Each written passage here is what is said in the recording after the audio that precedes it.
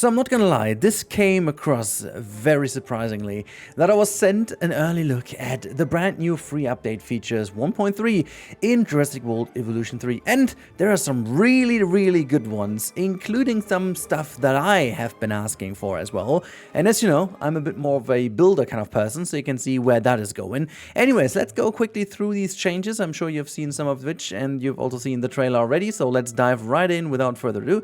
I just might play the hello at the beginning, because that hello sounded exactly like I would have, you know, thought it's gonna be after such a long period of silence. Let's listen into that.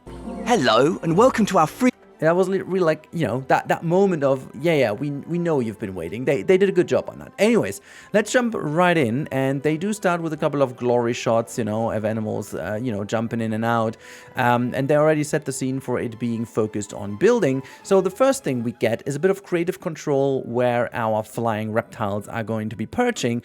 There will be some new places, as you can see, 2 different type of props that will be able to be placed anywhere in your aviaries, and I assume also outside of areas using the known tricks and tips and so on. And you can see you can make them perch wherever you want them to perch. You can obviously hide these things within existing scenery, so they will land on rocks, on cliff faces and whatnot. And the good thing is, cliff faces and stuff is a really good point, because they have increased the maximum depth and the maximum height, or the minimum height and the maximum height of terrain within aviaries. You can see there's a much bigger kind of concrete foundation here to the side that just shows how much down you can go now, which adds a lot more verticality to your enclosures, to your aviaries. And what's also mega cool is that they have also changed, and this is potentially one of the coolest things to hear. That means that they are still working around the animals and their behaviors, because you can see they will be now flying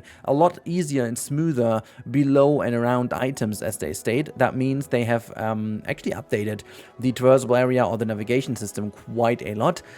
Well, maybe they have, you know, turned some knowledge from the Planet Zoo 2 team over into the Jurassic World team as well. I do love to see some more synergies from these 3 games, because effectively this game, Jurassic World Evolution 3, is much closer to the Planet games than all the others have been before. So we do still have the restraints of the aviaries in this game as for flying. But with Planet Zoo, obviously, we get a couple more free things, in case you haven't seen that because you're a Jurassic person.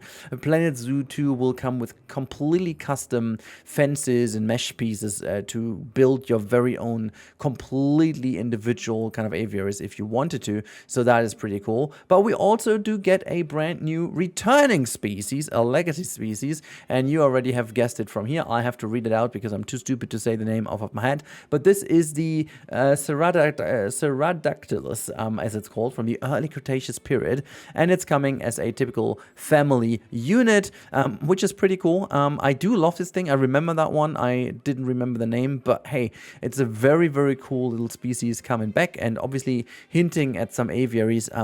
Yeah, I have some ideas what's coming up next, but as you can see, there is something else very brand new over here.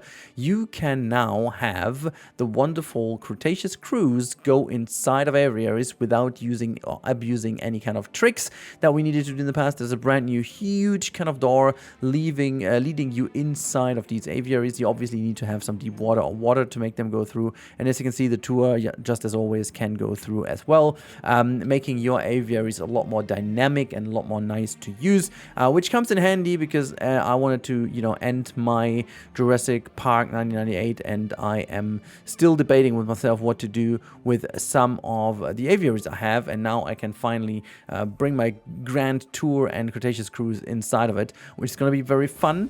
But that is still not all. There's a lot more cool stuff coming, and that includes a lot of building pieces and, you know, not building pieces, but stuff that you can do with your dinosaurs. And later on, we also talk about some other building stuff. Now, as you can see, you can now pilot a drone, a brand new land drone. And not only can you take photos, you can also use a brand new scanning tool, which gives you a bit more cash when you play career or challenge. And it will also give you more info about DNA and all these kind of samples from these animals, potentially even unlocking quicker some other patterns and whatnot. You can also use that in the air or in the marine areas with the same kind of idea. And you can also now have this, you know, helping you with a couple of new pieces. That's what I wanted to say. You can even favorite pieces now, which is, let me tell you, as a Planet player, this is a really damn good feature, because that'll help you to, yeah, basically find your beloved pieces quicker. And also, as you can see, there's a whole bunch of new scenery items now that are not on the grid anymore, because we are not, we used to have just straight pieces, but now we will also getting some smaller and roundish pieces as non-grid items to be used across our parks, which I am a huge fan of. And we also get a couple of new filters for our existing, you know, blueprint system, but now you can filter a lot more easy to find your dedicated buildings that you are needed. Now we come to a feature that I have been hating for the most times. If you know, I have built this Raptor kitchen at some point, and I believe this is still the point where Frontier has seen, oops, we might need to do something over here, guys, because as you can tell, this is a daytime area, but the light is turned on, and that was always my issue in my Raptor kitchen, because it was full dark inside, just as it should be. Now this is finally, times are over. I can put the lights on always on, and that means they will also shining on the daytime. As you can see over here, they will not turn off, and that is exactly what I was going to need for the Raptor kitchen. I can finally have that Raptor kitchen visible at daytime. Really cool. Finally I can wrap up my park, and this is something really cool over here. I am really confused to why that is, but these two things we are going to see right now, they scream being an update for an upcoming DLC of some sort. I have a feeling what that could be, but like, you know, as you can see, we have a new kind of flare thing, which is really cool, and this is the handheld flare, as you can see here to the left. That is pretty sick, and the predators and also armored herbivores will be following you with that flare, and so you can bring them basically from one area to another. They will follow you around, but you have to be careful, because they can actually attack you when you're not driving accurately enough, and then you gotta have some other issues. But once the T-Rex is in its new habitat over here, it does show off a brand new behavior, and this is another animal added to the semi-aquatic behavior list. Our T-Rex can now swim, and I have absolutely no knowledge of what exactly is coming, but I mean, it's been rumored forever that we need to have a update from obviously the latest existing Jurassic Park movie, and that means obviously we get this kind of river scene thingy maybe, and even the Rexy variant from that movie. So very interesting to see, and it's coming already the 16th of June. That is in about 2 weeks time, which is very interesting, but that means we may also get some other content during that time. What is also pretty interesting to me is that, and this is now a little bit, let me just roll that trailer so long so I can talk to you.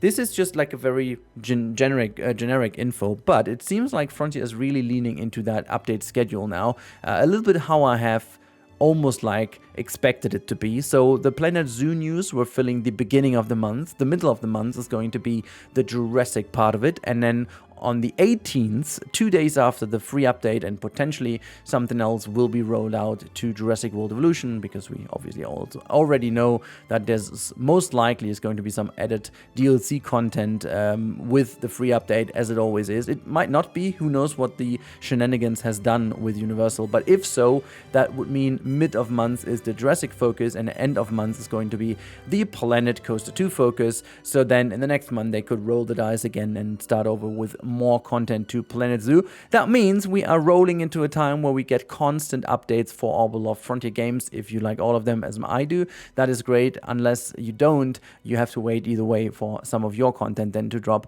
But I'm so glad that Jurassic is back on track. And let's just go back for a second. God, that model looks so good over here. The textures and stuff, really, really impressive. Love that. It's like, you know, I haven't really talked about that too much, but I think because people will tend to forget, look, like these animals have been super impressive already in Jurassic World Evolution 2. However, it's always been the case that they have done massive improvements in the way the animals look in the third installment now, and I tend to forget how much better they look. Every now and then I go back and I'm like, okay, well, they have actually done some big improvements here.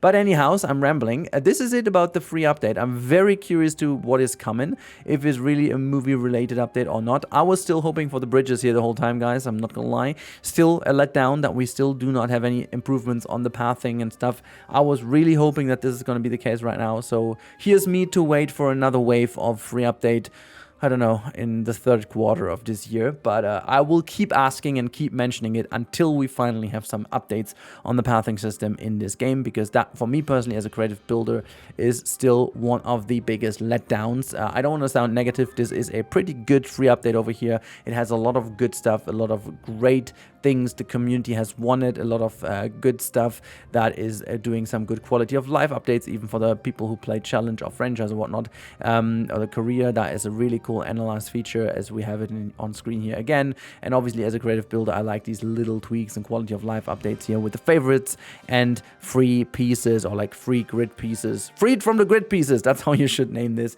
Anyhow, that's been it. Hopefully you liked this little overview. If you did, make sure to sub to the channel if you haven't already. Also for Jurassic content, there is more Jurassic content on its way. I'm about to finish Jurassic Park 1998.